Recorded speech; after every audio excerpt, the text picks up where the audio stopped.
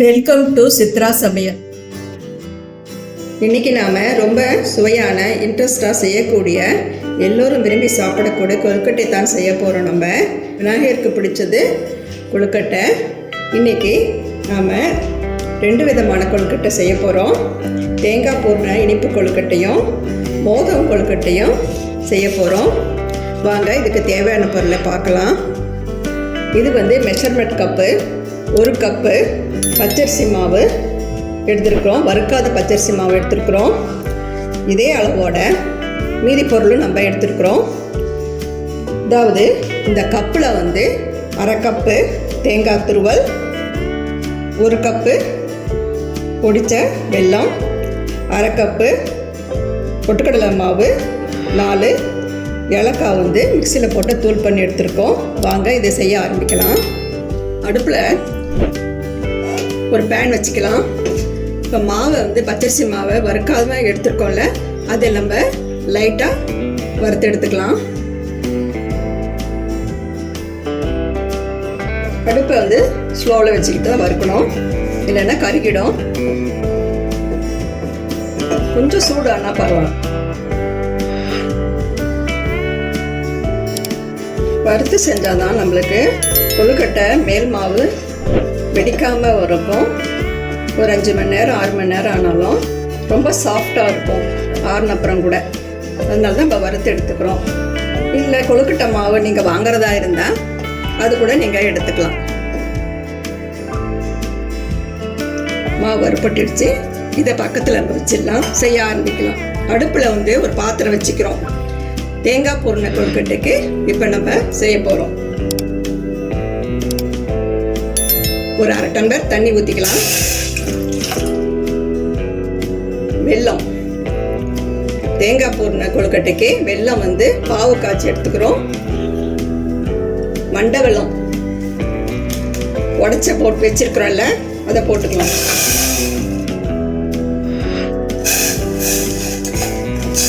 இது பாகு பதம் தேவையில்லை. வெல்லம் கரைஞ்சா போதும். இது கொஞ்சம் ஹை ஃப்ளேமில் வச்சுக்கலாம். வெல்லம் நல்லா கொதிக்க ஆரம்பிச்சிருச்சு. வெல்லம் கரைஞ்சிடுச்சு. இப்போ நம்ம பூனை செய்ய வடச்சட்டி எடுத்துருக்குறோம். அதுலேயே நம்ம வடிகட்டிக்கலாம். நம்ம ஏன் கொதிக்க வச்சு வடிகட்டுறோம்னா, வெல்லத்தில் தூசி மண்ணெல்லாம் இருக்கும். அதனால தான் நம்ம வடிகட்டிக்கிறோம், கொதிக்க வச்சு வடிகட்டிக்கிறோம். இப்போ இதோட தேங்காய், இப்போ கேஸ் சிம்மில் வச்சுக்கலாம்.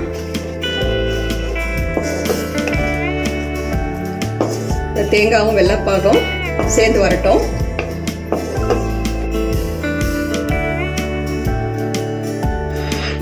அடுத்தது பொட்டுக்கடலை மாவு, ஏலக்காய் மிக்சியில் போட்டு வச்சுருக்கேன்ல, அது போட்டுக்கிட்டோம். இப்போல்லாம் இப்போ நம்ம எல்லாம் சேர்ந்து கிளறி விட்டுக்கலாம். பூர்ணம் சேர்ந்து வரட்டும். இந்த பதத்தில் இருந்தாலே போதும். ரொம்பவும் கெட்டியாக இருந்தால் ஜவ்வு மிட்டாயாட்டம் ஆகிடும். அதனால் இப்போ இந்த பதத்தோட நம்ம கேஸை ஆஃப் பண்ணிவிட்டு ஒரு தட்டில் இதை மாற்றிக்கலாம். கொஞ்சம் சூடு ஆறட்டும். சூடு ஆறினால கெட்டி ஆகிடும். அடுத்தது நம்ம கொழுக்கட்டைக்கு ஒரு பூரணம் செய்ய ஆரம்பிக்கலாம். இதுக்கு தேவையான பொருளை பார்க்கலாம். வெள்ளை எள்ளு 2 ஸ்பூன், கருப்பு எள்ளு 2 ஸ்பூன், ஏலக்காய் தூள், ஒரு 4 ஏலக்காவை மிக்சியில் போட்டு நைஸாக பொடி பண்ணி எடுத்து வச்சுருக்கிறோம். 1 ஸ்பூன் தேங்காய் துருவல். இப்போ பூர்ணம் செய்ய ஆரம்பிக்கலாம். கேஸ் ஆன் பண்ணிவிட்டு வடைச்சட்டி வச்சுக்கலாம். வடைச்சட்டி காயிட்டோம், காஞ்சிடுச்சு. இப்போ அடுப்பை சிம்மில் வச்சுக்கலாம். வெள்ளை எள்ளு கருப்பு எள்ளு 2 போட்டு வறுத்துக்கலாம். ரொம்ப வறுக்கக்கூடாது. கொஞ்சம் வெடித்து வரும்போது நம்ம கேஸ் ஆஃப் பண்ணிடலாம். ரொம்ப வறுத்துட்டோம்னால கசப்பு தன்மை தரும்.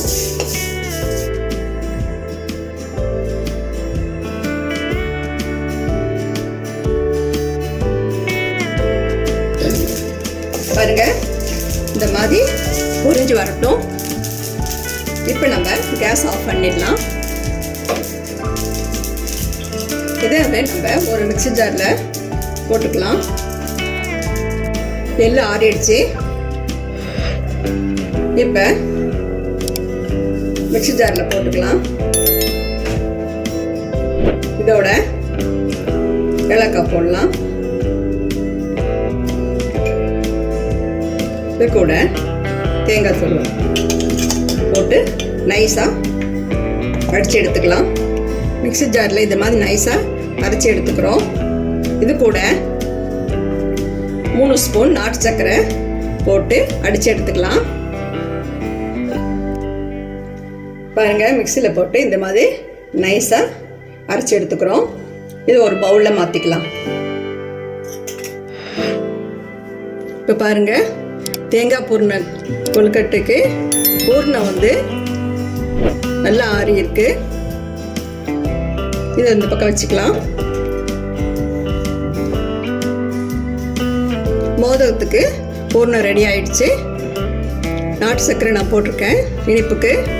நீங்கள் சர்க்கரை பத்தலைன்னா இது சேர்த்து கூட 2-3 ஸ்பூன் போட்டுக்கலாம்.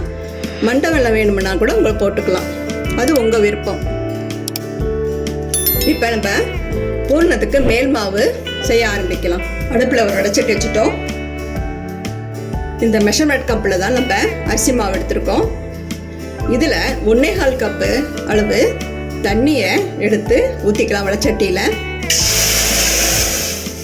ஒவ்வொரு மாவும் தண்ணி வந்து நிறைய குடிக்கும். கொஞ்சம் தண்ணியை சேர்த்து வச்சுக்கிட்டாலும் தப்பு இல்லை. இப்போ தண்ணி கொதிக்கட்டும். தண்ணி கொதிக்க ஆரம்பிச்சிருச்சு. இப்போ 1 ஸ்பூன் வந்து நெய் ஊற்றிக்கலாம். கொஞ்சம் மணமாக இருக்கும். அதனால் 1 ஸ்பூன் நெய் விட்டுக்கலாம். இப்போ அடுப்பை ஸ்லோவில் வச்சுக்கலாம். மாவை கொஞ்சம் கொஞ்சமாக போட்டு கிளறிடலாம். இந்த மாவு பார்த்தா கட்டி பட்டுற மாதிரி இருக்கும். ஆனால் இப்போ சேர்ந்து பிசைஞ்சு வைக்கும்போது நல்லா உதிரியாக சேர்ந்து வரும். நல்லா வெந்துருச்சு. இப்போ வந்து கேஸ் ஆஃப் பண்ணிடலாம். மாவு நல்லா கிளறி விட்டு ஒரு பவுலில் மாற்றிக்கிட்டோம். இந்த மாதிரி அமுத்துனா உள்ளார போடணும். அந்த பதத்தில் இருக்கணும் மாவு. இப்போ தேங்காய் பூரணம் கொழுக்கட்டை செய்ய ஆரம்பிக்கலாம். மேல் மாவு ஒரு உருண்டை செஞ்சு எடுத்துக்கிட்டேன். ஒரு பாலித்தீன் கவர் எடுத்து நல்லெண்ணெய் தடவிக்கிட்டேன். இதை நீங்கள் வாழை இலையில் கூட செஞ்சலாம், எண்ணெய் தடவி கூட. நான் இன்றைக்கி வந்து ஒரு பாலித்தீன் கவரில் நல்லெண்ணெய் தடவி இந்த உருண்டை தட்ட போகிறேன்.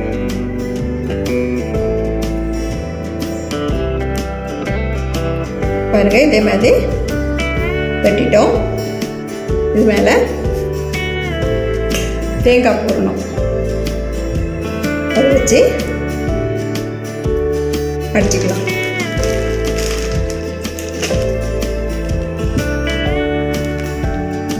ரெண்டும் சேர்ந்து பாருங்க, இந்த மாதிரி மடிச்சுக்கணும். பாருங்க, சூப்பராக வந்திருக்கு. இதே மாதிரி மீதி மாவுனும் பூரணத்தை வச்சு செஞ்சுக்கலாம். பாருங்க, மீதி மாவும் இதே மாதிரி தேங்காய் பூரணம் கொழுக்கட்டை செஞ்சுட்டோம். இதை வந்து நம்ம இட்லி பவுலில் வச்சு ஒரு 5 நிமிஷம் வேக வச்சு எடுத்துக்கலாம். அடுத்த கொழுக்கட்டை மோதக கொழுக்கட்டை. அச்சு இல்லைன்னா நான் இந்த சொல்கிற மெத்தட் முடிய அதை மாதிரி நீங்கள் வீட்டில் செஞ்சு மோதக கொழுக்கட்டை அவிச்சு சாப்பிடலாம். இது பாருங்கள், ஃபஸ்ட்டு வந்து மாவு எடுத்து இதே மாதிரி தட்டி எடுத்துக்கணும்.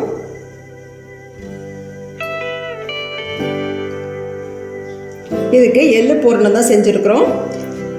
பாருங்கள், அது உருண்டை பண்ணி வச்சுருக்கிறேன். இது இப்படி சுற்றி கூட்டிக்கிட்டே வரலாம். அச்சு விட இது வந்து ஈஸியாக இருக்கும் செய்யறதுக்கும். பாருங்கள், இந்த மாதிரி மூடிட்டோமா. அப்புறம் கொஞ்சம் நல்லெண்ணெய் தொட்டுக்கலாம். தொட்டுட்டு மேலே வந்து இந்த குமாச்சை வச்சுக்கலாம்.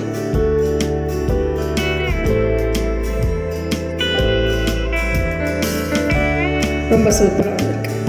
அச்சு இல்லாதவங்க இந்த மெத்தடில் நீங்கள் செஞ்சு அவிச்சு சாமிக்கு படைக்கலாம். மோதகம் எள் கொழுக்கட்டை ரெடி ஆகிடுச்சு. இதை வந்து இட்லி பவுனில் மேல் தட்டில் வச்சு அவிச்சு 5 நிமிஷம் அவிச்சு எடுத்துக்கிறோம். இப்போ பாருங்கள், எள் மோதக கொழுக்கட்டை ரெடி ஆகிடுச்சு. தேங்காய் பூரண கொழுக்கட்டையும் ரெடி ஆகிடுச்சு.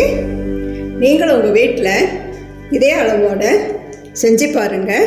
விநாயகர் சதுர்த்தி பண்டிகை வரும்போது நீங்கள் வீட்டில் இதே மாதிரி செஞ்சு சாமிக்கு படைச்சி விநாயகர் சதுர்த்தி சிறப்பாக கொண்டாடுங்க. ஓம் விநாயகா போற்றி. இந்த வீடியோ உங்களுக்கு பிடிச்சிருந்தா சித்ரா சமையலுக்கு லைக் பண்ணுங்கள், ஷேர் பண்ணுங்கள், சப்ஸ்கிரைப் பண்ணுங்கள். உணவே மருந்து. மிக்க நன்றி. இந்த வீடியோ உங்களுக்கு பிடிச்சிருந்தா சித்ரா சமையலுக்கு லைக் பண்ணுங்க, ஷேர் பண்ணுங்க, சப்ஸ்கிரைப் பண்ணுங்க. உங்களுடைய கருத்துக்களை கமெண்ட் செக்ஷன்ல பதிவு பண்ணுங்க. உணவே மருந்து.